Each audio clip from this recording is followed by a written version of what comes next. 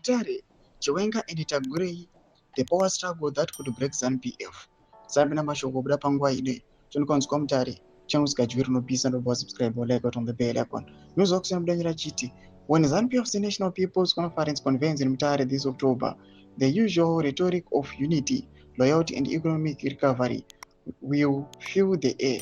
Delegates will arrive from all 10 provinces, draped in party regalia, singing liberation war songs and chanting slogans that glorify President Mnangagwa's leadership.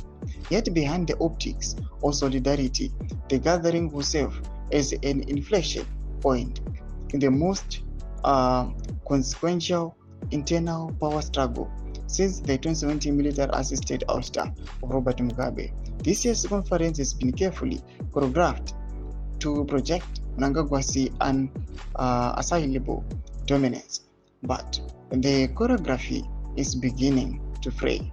Factional tensions that have simmered quietly for the past 2 years are now boiling over, pitting Vice President Constantino Chiwenga, the retired general who helped install Mnangagwa in 2017 against the business magnate Tagwirei.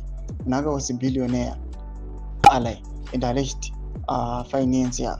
The struggle between these two men and the rival power blocks they represent could ultimately determine not only who rules Zimbabwe after 2028, but whether ZANU-PF can survive the transition intact.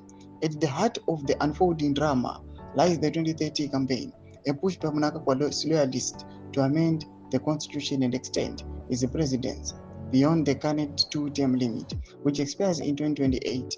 The campaign, which began as a social media slogan, is now evolved into a formal political project. Provincial party structures in Mnangagwa's stronghold, notably Midlands and Mashonaland West, have already passed resolutions endorsing him to lead until 2030.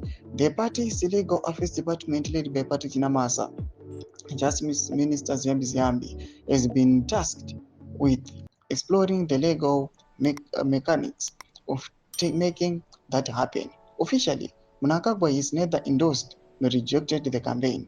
Unofficially, his closest allies have been aggressively promoting it, framing it as a continuation of Vision 2030, the government's development blueprint.